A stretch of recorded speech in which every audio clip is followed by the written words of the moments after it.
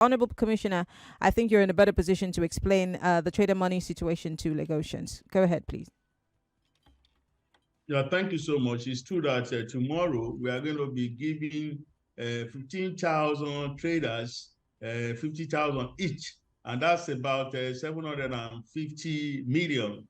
The cash is ready, and the traders are going to get the cash directly. They are people who have been choosing from the markets directly through their market leaders and iyalojas and babalojas, and each of the 20 local governments or 57 local governments will bring representatives to the ceremony tomorrow, and they will be handed the money. So all of the pains that people go through in getting this kind of facility from the government, they are being cut off so that people can access the money easily. And the most important thing is for the traders to know that it's not money, that you just take and then you go to sleep. It's for them to be able to expand their businesses, to be able to help others so that they can also benefit from this kind of arrangement.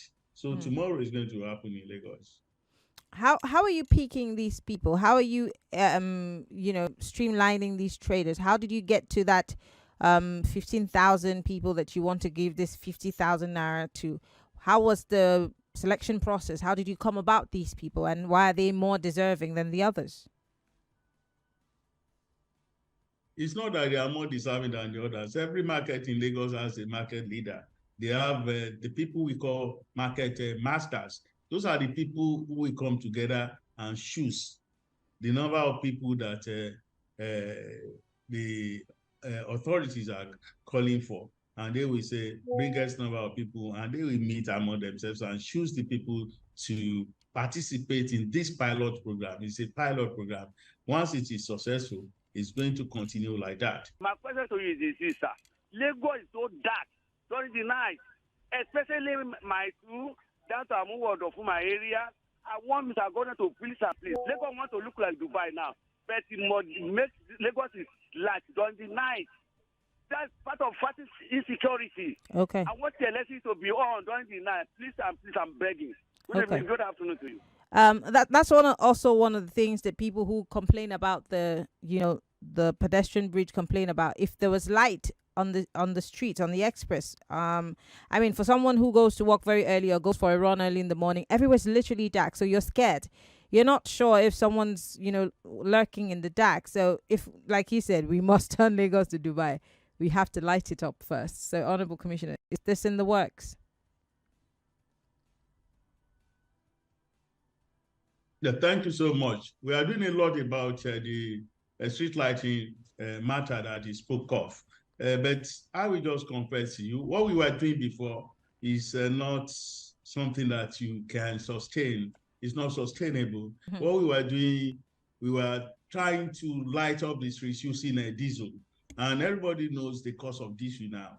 It's just not sustainable. So what the government has done is to first do what we call retrofitting. All of the lamps that you see now, the ones that are on, you see that they are brighter than the ones that you used to have. The reddish, dull light that we used to have. But now, if you see where the lights are on, they are very bright. They are brighter than what you used to see. They are whitish, and they are also very attractive, and they make the streets look fine. But I know that there are so many streets that you have that are dark nowadays. So what we are trying to do is to see how we can use solar to resolve this problem, and to see how we can use gas. So we are experimenting between these two and some other forms to see that our streets are well lit at night. So the experiment is still going on, and very soon we come up with a particular policy that will have to help us to light up all the streets all of the time. A lot of people are wondering what happens, because there are people, I'm sure, Honorable Commissioner, that there are people whose businesses are and livelihood is dependent on these styrofoams and unrecyclable plastic. So there are people who must have taken loans, who their whole shop, that's all they sell. Was there more like an information that was passed to these people to help them pace it? Because I've read about states in the the USA who have paced it. There are states who have said given a 3-year for people to phase it out in that state. So the ban really fully comes to effect in 2025. In some other places, 2026. For other states that has started early, the ban comes to full effect in 2024. Did the Lagos government give these people that kind of leeway or room to phase these things out as opposed to just putting an outright ban? Thank you so much. I've just said that the discussion began about 3 years ago at the Executive Council and outside the Executive Council, engagement with the manufacturers, engagement with the retailers, engagement with everybody involved. We were not just going to wake up one day and then pronounce a ban on styrofoam. We have been discussing it with them. We have been showing them why it's not feasible for us to allow this to go on and on. And we have been showing them the health implications of having styrofoam around us. And honestly, they all agreed. Like you have said, they are saying that the ban should not have come like this. And that's why the government said it's not going to take immediate effect, that we are giving them a room of 3 weeks of enforcement. And that is why we are not enforcing the ban. But you see, it's a tough decision that we need to take. And that is what we have done. We have taken that decision. We know it is tough. We know people will talk about livelihood, about people, but anytime livelihood has a collision with lives, we will always choose a life, and that is what has happened in this particular case. We cannot say because people, manufacturers, retailers, all of them talk about how are we going to change. It's very difficult for you to bring a new thing and people will begin to change. But there are alternatives that have been tested, paper bags, even plastic that you can use more than once. Mm-hmm. They all have these alternatives that we are talking about. But we as human beings, we talk about the change in a manner that we give the impression that change is such a tough thing to do because we are used to a particular way of doing things. And this is why the government has said that this is all sentiment when it has to do with health, when it has to do with the well-being of our people, when it has to do with the environment.